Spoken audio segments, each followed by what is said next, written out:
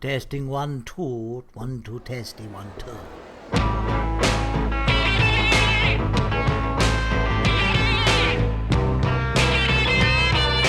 Book 1, Chapter 4. Burp. Okay. The rain, with its constant soaking wetness, has suddenly become annoying. But is it as annoying as a room full of stale smoke, beer puddles, and damp sweating teens in odorous leather and denim? I'm going to say here that a little device that I was using to help keep track of the skipping in time is it's always raining in the Boston present tense. So most of the book takes place with me thinking before and after that show with the Lillingtons in Boston. So the rain for me was to help the audience get back to, or to sort of know what time period they're in without having to say, we are back in Boston in 2000 and whatever.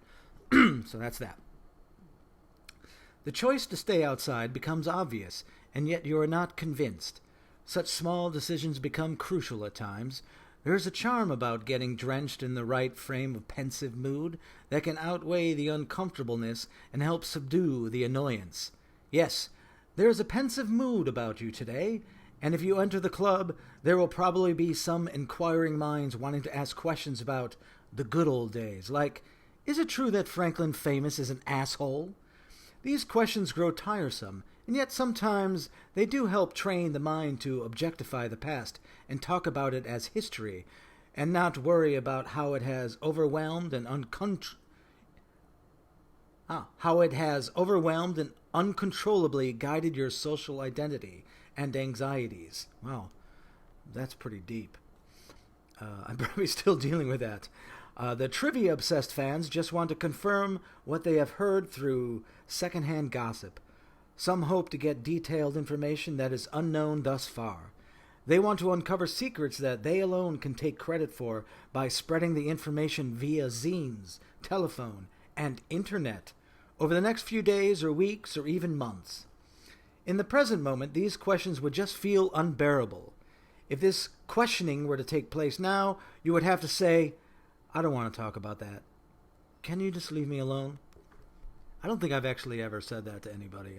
It seems as soon as somebody wants to talk to me, I'm pretty excited they want to talk to me. Franklin avoids these situations simply by avoiding the public. But when he is occasionally inescapably hounded, he just tells blatant lies and is relentless in his supposed belief of these lies. For instance, aren't you Franklin Famous? I'm sorry, kid, but I haven't the fuck of a clue what you are talking about. My name is Roberto Jehesus. Now leave me alone or I'll scream rape at the top of my lungs and have you arrested. That's pretty funny. Is your band touring soon? Rape! Rape! The kid walks away, perplexed and only slightly paranoid. Fans can turn on their idols quickly. For the most part, they do not understand the need for privacy. They just immediately think that their idols have become rock stars and are too ego-inflated to waste time talking to the fans like they used to do, even though these fans may have no experience with how the aforementioned rock stars actually used to act. It is quite a conundrum. This is number one of the plenty of reasons not to go into the club at this time. It is common knowledge that most opening bands play longer than they should. And these smaller venues, bars, aren't always so strict with disseminating the night's schedule for starting and ending times. Opening bands are often friends of the promoter or the bartender, or are the local boys who spend all their cash on this particular bar's alcohol, so they are allowed some slack. Occasionally, the staff just doesn't care. They have to be there till closing anyway. Semi-famous, before it stopped touring in the early 90s, it had gotten to the point where it could demand to play before the early bar time hour of 10 p.m., or else the band would not play at all. This often upset the promoters. They want the headlining band delayed for as long as possible without jeopardizing their club with cancellations or riots, so that more paying customers leave and new ones show up late. buy tickets for the same price, and spend money on food and drinks. Semi-famous and bands of similar popularity brought in hundreds of customers to their small venues, so they dealt with the few bands who had such outlandish demands as these. But the Flaming Faggots, the Queers, who are the headlining band here in Boston tonight, just don't seem to care about how late it gets. And the boys from Wyoming just don't have a large enough following to request fewer bands and earlier stage time. This is number 2 of the plenty of reasons not to get back into the club so soon. The Lillingtons now could actually request that. I think they've come a long way. This could promise to be a long and loud night. You don't like to wear earplugs. They make your head feel like the continent is drowning under the sea. That's still the same feeling I have. I thought I was losing my hearing because I do have a ringing, but when I was in Japan, I went to the doctor and he said, for someone who's 51 years old, I have pretty good hearing. So that was nice to hear. The few times that you have tried to wear plugs, your ears have rebelled against these little pieces of wax or plastic and forced them out. That's true. I also have trouble running with earbuds in my ears when I'm jogging because they just fall out of my tiny little ears.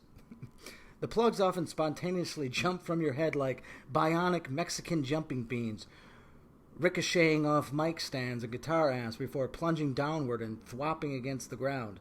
I forgot that I wrote this. That's pretty funny. Who wants to put anything in their ear that has just touched the filthy sweat and dirt-caked floor of a decaying 2-foot-tall plank? So without these devices protecting the inner ear night after night, this loud music has, over time, caused irreversible damage to the one sense that is the most important to the entertainment you provide. Maybe my Japanese doctor was wrong, but he says my hearing is actually pretty good.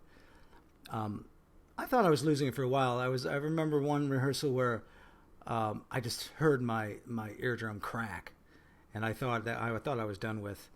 I do feel like I have less hearing in my right ear. This possible loss of hearing can be partially justified if it is from your own music, your own foolish indulgence, but it's not worth the damage if inflicted upon you from the onslaught of opening bands that are mostly derivative, lyrically superficial, and for the most part, just plain bad. It is ironic that punk was spawned from the minds of musicians who wanted to simplify music to prove that you didn't have to be a musical genius to play rock and roll, because there are still unquestionably good bands that get it, and unlistenable bands that don't. And yet, both types of bands claim to start from the same creative place that says, if they can do it, so can we. This is why you can't help but think that there is something inherent that just can't be taught, a pure creativity channeled to the instincts, a passionate sense of melody and harmony beyond training, practice, structure, and theory, a way of being that allows the individual to deny or ignore its existence, but never allows it to be completely subverted. I think that's some pretty good advice. That's sort of related to the movie, what's the name of it? Ratatouille came out. And that sort of has a similar thing where it's about anybody should have the chance to be creative. That doesn't mean that they will succeed, but everyone should have the chance. I think a lot of people interpret that anybody can do anything, but I think the movie is saying you have the right to try it, but that doesn't mean you're going to succeed. So in any way, in a poetry of music seminar in high school, the teacher who said his real name was Lyon Traynor, that's one of the real names too, his real name was Lyon Traynor, but everyone had their doubts, gave an assignment for the whole class to bring in songs that described themselves on a very personal level. Bad Company was one of your favorite bands, still is, and as romantic-minded kids are prone to do, you twisted the assignment to make it obvious and even prophetical. A message sent from, I use this word and I don't even know how to say it, Aouade? See, I just probably looked that one up and I used that word. The Muse of Song. See, I probably looked it up and it said, The Muse of Song. Oh, I'm going to put that in my book, even though I don't know how to pronounce it. That this band encapsulated your personal salvation. They were writing for me, man. You chose rock and roll fantasy from Desolation Angels. You studied the lyrics and came up with personality-forming reasons for each lyric in the song. You had a rock and roll fantasy. You thought it was personal. Because even at the time, it didn't seem to be specifically about fame, and you didn't care much about drugs or getting laid every night. It just seemed like it was inevitable, and entertainment was involved with what you would do. You spend a good amount of time with those lyrics, listening to the song over and over again, shut up in your little cubicle bedroom with wall-to-wall rock posters. There was plenty of time spent on lying on your bed with headphones blasting, justifying poetic lines out loud to yourself. Jester, that's like an old-fashioned clown. I'm a clown by nature. I know that. People have always laughed at me, even when I wasn't trying to be funny. That line is definitely about me. It's all part of my fantasy. I love the music. I love to see the crowd, dancing in the aisles and singing out loud. Yeah. Yeah! Here comes the dancers one by one. Your mama's calling, but you're having fun. That's so true. My mother does call me when I listen to music, and sometimes I don't answer her. You find you're dancing on that number 9 cloud. Put your hands together now and sing out loud. Number 9 cloud. I think that is a reference to being a dreamer, or to some kind of drug use. I don't know, but I'm definitely a dreamer, and music always makes me clap. It's all part of my rock and roll fantasy. It's all part of my rock and roll dream. Yeah. Oh yeah. My rock and roll fantasy, my rock and roll dream. How much more personal can I get? Put out the spotlights, one and all. Let the feeling get down to your soul. Music is so goddamn important to me. I can't imagine going a day without listening to it, or playing air guitar to it, or even someday learning to master the Black Knight. You point to the black and white Hondo guitar sitting in the corner of your room. You called it the Black Knight. A reference to a Ritchie Blackmore song from the classical metal band Deep Purple. The guitar axe has its own personality, tough, arrogant, mystical, almost demonic, and mesmerizing, albeit a little bored sitting alone in the corner day after day collecting debilitating dust. The Black Knight crouches ready for action. The music's so loud you can hear the sound, reaching for the sky and turning up the ground. This part of the song deeply impacts one with a highly abstract mind, perhaps only by some off-the-cuff rock and roll lyrical rhyming accident. You were too young to understand the profoundness and oddity of the physical manifestation of creativity, inner rationality, escaping from your body pell-mell, frantically releasing itself in any way possible to surface no matter what and breathe. Sometimes the music can be seen. It has nothing to do with loudness, but there are times when sound takes a shape, a texture. It floats in the air, looking tangible, growing in size, and sometimes it becomes so extreme that it frightens the beholder. The air frantically resonates and becomes too thick with noise and flashing images until the world begins to resonate. Chaos ensues, and there is no telling sound from actual objects. When you were a young teenager, you had to grab your head and close your eyes and curl up when this overwhelming feeling took command. This incredible loss of control, of dancing unbalanced on some invisible wall of madness, has decreased as you have gotten older, but the feeling still creeps into your brain and creates uncertainty, making the world a bizarre, miraculous place in which to live. Wow, that whole section is a reference to when I was growing up, I would have these night terrors. Almost every day of the week. I couldn't even stay at friends' houses because, unless the mothers knew how to take care of me, but I would just wake up in the middle of the night screaming, and my pillow, I remember, would look like it was twice the size of my body. And since then, not as much, but I did have that weird thing where sound would often take on shape. So this is being surreal, but in some ways it's actually was pretty real to what I was experiencing a lot when I was younger. This section of the song, in relations to your experiences, couldn't possibly be explained to the class. Perhaps they would just laugh. Maybe you'll try to explain it anyhow. Maybe the reaction will help you accept the fact that you are a genuine freak and not just showing off. Maybe they'll understand that the more you try to act normal, the more outrageous you are perceived. It's all part of my rock and roll fantasy. You brought the vinyl version of Desolation Angels containing the chartbuster hit Rock and Roll Fantasy into class, sat in the front row with the cover art prominently placed on the desktop, and waited your turn. Questions were asked of each song brought in: Purple Haze by Hendrix, brought in by Tony, the only black kid in your whole school. Dreamer by Supertramp, brought in by long-haired Larry, who was into all the pothead bands like Yes, ELP, Kansas, Led Zeppelin, and one of your favorites, Black Sabbath. That reminds me of this. One of my favorite reviews I ever saw was in a magazine. I can't remember what, but there was for the band GTR, and the review, all it said was CRP, crap. It didn't matter what style of song. Lyon seemed to have pertinent questions for each kid. He is a man who lives and breathes music. It was rumored that he had record shelves with vinyl stacked to the ceiling in every room throughout a suburban house, and drawers of tapes alphabetized that he recorded from records students had brought in over the 20 years that he had been teaching there. He is a teacher that likes to remain current, and he thinks this makes him more hip than anyone else in the whole school, students or staff. You know what, this, I didn't think I knew it at the time, but this is sort of a nice parallel with Michael Board and Ben, because Michael Board had his whole house full of records, and I think Ben and Michael Board had a similar relationship where Ben looked up to Michael Board musically. There's a picture that has been passed around the school for years of Lyon and a few other teachers from the English department, all with long, straggly hair and beards, drinking it up and smoking pot at some party they had back in the mid-'60s. Now Lyon had short hair, but he cut it, along with his mustache, to resemble Paul McCartney on the cover of Sgt. Pepper's Lonely Hearts Club Band. This is all true. He even wore a winter coat that resembled the double-breasted, shiny, buttoned-up marching band jacket worn by Paul on the cover art. I'm glad I wrote this because I never would have remembered this stuff. What do you have for us, JJ? You walk up to the front of the class, pull the record from your sleeve, and while carefully holding it between the hands with palms open, you place it on the AV, ugly earth-brown record player hot-wired into the morning announcement speaker.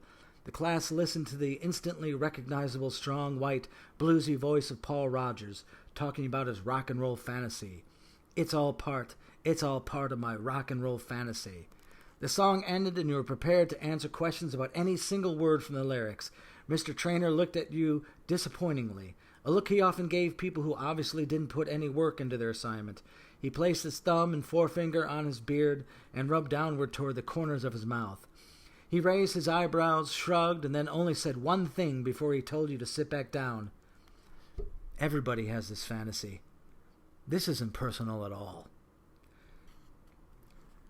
Later in life, this becomes a topic often pondered, the balance between writing something so personal that no one can penetrate it, and the extreme writing of something so vast and removed from your own experiences that no one can find a common bond or even a point of reference. What is the difference between diary entries and literary entertainment, words of contemplation or words as personal therapy? It is a difficult balance to create something genuine, original, individual, and still allow for an audience to, if not relate, enjoy or sympathize beyond superficial entertainment. A lot of this pondering on this part I owe to becoming a neo-futurist, which really caused me to have to think about what it means to be creative every single week for 20 years now. Creating meaning or the exploration thereof may not be what keeps the universe breathing, but it does give a purpose to continue in the face of mediocrity, selfish indifference, jealous criticism, slander, growing apathy, and the tendency to submit to the pressure of an abstract society's view to think more conventionally, safely, as you get older. Oh, geez. This is inspiring even to me now. Who was he to say that this wasn't personal? This shattered the rest of the day. It still sticks with you, but it has taken on a whole new level of meaning, brought back with just a little bit of devious pleasure. You did have a rock and roll fantasy like no other person in that class. You weren't just dreaming the same dream of a pot-headed, long-haired Larry or a music-obsessed English teacher named Sergeant Lyon Traynor. You had a dream that, at times, you forgot or buried beneath moments of identity crisis, teen angst, and raging hormones, but you still achieved, to a pretty substantial degree, a rock and roll fantasy. Years later, your sister Joan came home from school one day, knocked on your door in the basement, came in without invitation, and said, Mr. Traynor gave an assignment yesterday for the class to bring in a song that was very personal, and I couldn't believe it. 2 kids came in today with semi-famous songs. Thanks. Now because of you and Lyon Traynor, the whole class knows I'm Bunkbed's brother. I'm no longer Joan. I'm now someone's insignificant little sister. Life will never be the same. Actually, me and my sister, it's Jean, who's I call Joan here, get along really well. I don't know if this is exact. I might have exaggerated a little bit her reaction, but she did tell me that people were using my songs, or songs for Screeching Weasel that Ben wrote. Yeah, I think she shows up. She does show up later in this book. She said this with much frustration and some perceivable cynicism, but then she smiled quickly before she shut the door and walked back upstairs. I'm glad I put that because that's kind of more like my relationship with Jeannie. Don't go in the bar. What's this hesitation about anyway? There's plenty of time left to walk the scenic side streets of Boston. Maybe part of you likes watching these punks. That's not so unreasonable. They do make themselves look interesting with such ludicrous styles. What is the point of dressing like that if not to be gawked at? Punks can get so uptight. Maybe you really do enjoy watching the punks watch you. You find yourself stepping closer to the entrance. Are you going in now just to prove that you are not going in just to be watched? Pretending to act nonchalant, kind of like a double reversal? This is getting pathetic. Don't go in. Besides, I'm in there waiting for you. Ooh, the first person comes back. And if you go in now, this whole introduction will have to happen all over again. And I don't think your head can take that. You might explode. You might get us stuck in some kind of circular time thingy. I don't know. I can wait. But I can also go for a walk with you and wait at the same time. No. Fine. Just remember that I am not in there because I enjoy the stifling smell of rapidly growing infectious mold and the increased heart-pounding suffocation of claustrophobia. I will endure this repetitive melee because I have decided to leave you alone for a while, no matter how unbearable it is for me. And if it is so important to be recognized, someone is bound to stare in your direction wherever you happen to go. You may have to exaggerate his or her gaze or expound, alter, and possibly fabricate the level of recognition. It should be just as pleasing. Who really knows the extent and authenticity of the impressions one is liable to cause? Oh, I really like this chapter. I thought I was going to hate this book reading it, but I think that ended nicely too. It deals with yet another one of my my things about.